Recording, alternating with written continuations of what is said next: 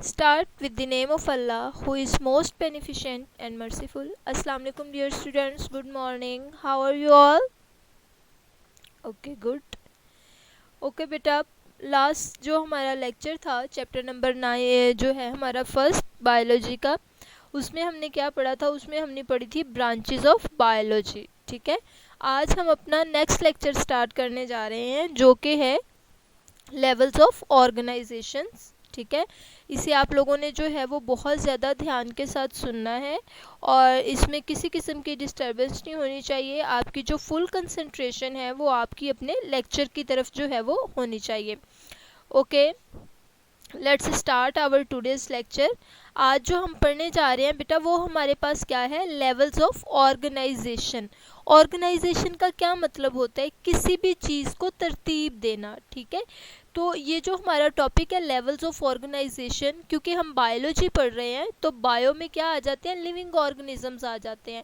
हमने देखना है कि जो लिविंग ऑर्गेनिजम्स की तरतीब है, यानी कि कोई भी जो ऑर्गेनिज्म है, चाहे वो कोई एनिमल है या वो इंडिविजुअल है, उसके अंदर किस तरह से सिस्टम तरतीब दिया है अल्लाह ताला ने, इस चीज़ को जो है वो हम स्टडी करेंगे।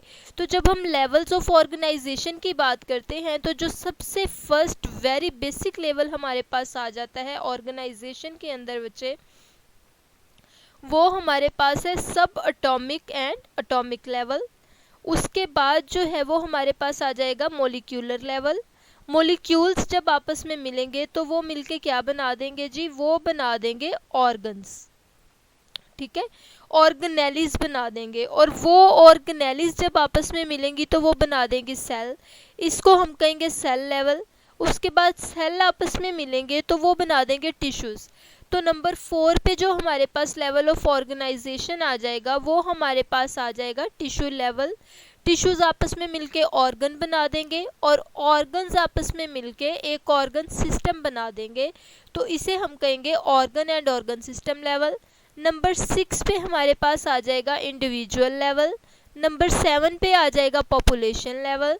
नंबर 8 पे आ जाएगा कम्युनिटी लेवल और नंबर 9 पे आ जाएगा बायोस्फीयर लेवल। ओके जी, अब हम इन्हें वन बाय वन जो है वो स्टेप वाइज इन्हें डिटेल से एक्सप्लेन कर लेते हैं, डिस्कस कर लेते हैं। तो बच्चे, जो हमारे पास सबसे फर्स्ट लेवल ऑफ ऑर्गेनाइजेशन आ जाता है वो है एटॉमिक एंड सब एटॉमिक लेवल ऑफ ऑर्गेनाइजेशन। हमारे इर्द गिर्द जितनी भी चीज़ें हैं वो सारी की सारी किससे मिलके बनी हुई हैं? मैटर से। 8th क्लास की साइंस में आपने पढ़ा होगा कि दुनिया की हर चीज़ जो है वो मादे से बनी है, मैटर से बनी है। ठीक है, तो all types of matter are made up of elements, और जितनी भी मैटर है या जितना भी मादा है उसकी जितनी भी इकसाम है वो सारी की सारी किससे मिलके बनी है? एलिमेंट्स के आपस में मिलने से। अब जो हर एलिमेंट होता है उसके अंदर एक सिंगल काइंड ऑफ एटम्स जो होते हैं वो प्रेजेंट होते हैं। Atoms are made up of many sub atomic particles. ठीक है, अब जिस तरह पहले क्या था? मैटर था। मैटर किससे बना? एलिमेंट से। एलिमेंट किससे बना? एटम से। इसी तरह एटम किससे बनेगा? सब एटॉमिक पार्टिकल से। ये जो सब एटॉमिक पार्टिकल्स हैं इनमें हमारे पास सबसे मोस्ट स्टेबल 3 सब एटॉमिक पार्टिकल्स हैं जो कि हमारे पास है इलेक्ट्रॉन, प्रोटॉन एंड न्यूट्रॉन। ठीक है, ये तो हमारे पास हो गया एलिमेंट।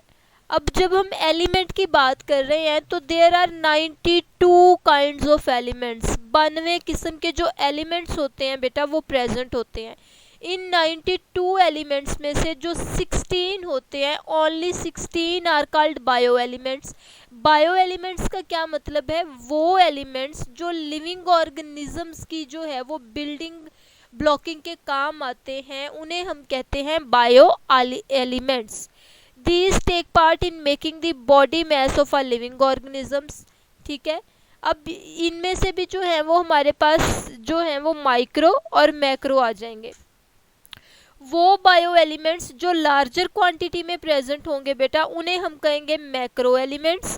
वो हमारे पास सिर्फ 6 हैं। ऑक्सीजन है, कार्बन है, हाइड्रोजन है, N for nitrogen, Ca for calcium and P for phosphorus. ये क्या है? ये मैक्रो हैं। ठीक है, ये कितना बनाते हैं? ये हमारी टोटल बॉडी का 99% बनाते हैं। उसके बाद हमारे पास आ जाएंगे माइक्रो बायो एलिमेंट्स। वो बायो एलिमेंट्स जो स्मॉलर क्वांटिटीज में ज़रूरत होती है जिनकी, उन्हें हम कहते हैं माइक्रो बायो एलिमेंट्स। ये हमारे पास 10 है। ये हमारे पास क्या क्या है बेटा? पोटाशियम है, सल्फर है, Cl for chlorine, Na for sodium, Mg for magnesium, Fe का मतलब होता है आयरन, Cu का मतलब होता है कॉपर, Mn होता है manganese, Zn stand for zinc and I stand for iodine. ये हमारी बॉडी का बाकी 1% जो होता है वो बनाते हैं। ये हमारे पास था एटॉमिक एंड सब एटॉमिक लेवल। ठीक है, इसमें आपने किसी किस्म का कंफ्यूज नहीं होना, स्टेप वाइज उसे याद करना है। नेक्स्ट जो हमारे पास लेवल ऑफ ऑर्गेनाइजेशन आ जाता है बेटा, वो हमारे पास आ जाएगा मॉलिक्यूलर लेवल। ठीक है, सबसे फर्स्ट स्टेप में एंड पे क्या चीज़ बनी थी? बायो एलिमेंट्स बने थे। ठीक है, a molecule is the smallest part of a compound that retains the properties of that compound. Molecule क्या होता है? किसी भी कंपाउंड का एक छोटा सा जो पोर्शन होता है उसे हम कहते हैं मॉलिक्यूल। मॉलिक्यूल्स की जो करेक्टरिस्टिक्स होती हैं वो वही करेक्टरिस्टिक्स होंगी जो कि उस कंपाउंड की हैं। बायो एलिमेंट्स जो होते हैं वो बायो मॉलिक्यूल्स की शक्ल में पाए जाते हैं। ये क्या करते हैं? These are the building materials. ये बिल्डिंग मटेरियल्स होते हैं। इनका काम क्या होता है? ये कॉम्प्लेक्सिटी बनाते हैं। ग्रेट वैरायटी होती है इनकी। क्यों होती है? क्योंकि इनकी जो बॉन्डिंग अरेंजमेंट्स होती हैं बच्चे, वो स्पेसिफिक होती हैं बहुत ज़्यादा।